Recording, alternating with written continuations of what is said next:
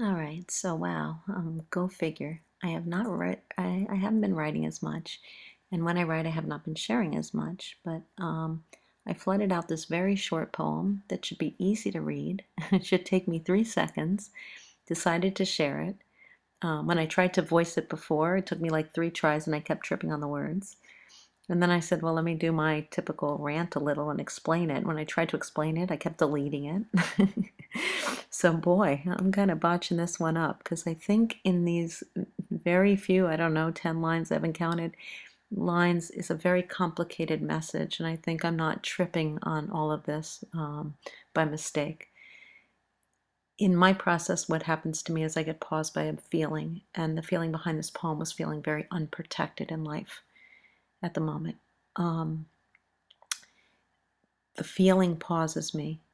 An image then floods me where I see something, almost like a little movie, and then I just write it out on paper. And then what I do is I go back and hopefully, like you guys do when you read the poem, is you try and assign some meaning to your own life.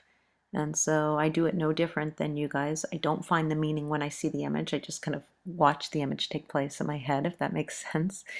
And then when I'm reading it, I kind of go back and say, what does this relate to now? And, what do I want to take from it? Well, this one to me has kind of a powerful sadness to it. Um, at one point in the image, she is fetching a twig from the tree of life, which later she will brace herself and her body for. And so, although I didn't extend the image, what I anticipate from the image is that she will then be struck by that twig. And it just paused me as kind of one of those life reminders that we all go through life lessons, some harder than others.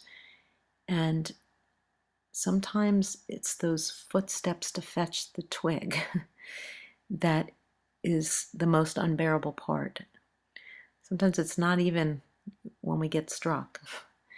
And I don't mean to in any way, make a statement about anything, condone violence or anything like that. I don't want that misinterpreted, symbolically struck. Um, Sometimes that's the least painful part. The most painful part at times is those footsteps where we're trying to fetch the twig, I guess, find the ownership, take the responsibility in our own journey to what may be adding a punitive quality to our life. And so that's what struck me from this. And so, with that said, I will just now read the image to you. I always ask that you close your eyes because I just feel it's a more powerful way to take in the words. So now would be a great time to close your eyes and let me read to you aloud. She steps bare within the forest, fetching a twig from the tree of life, returns to the center of a shadow, raises her stick above her head as an offering. A life lesson soon to appear as a scar on her heart. On the forest floor, she wraps her hands around her knees, withholds her soul from the request of the wind, braces her body.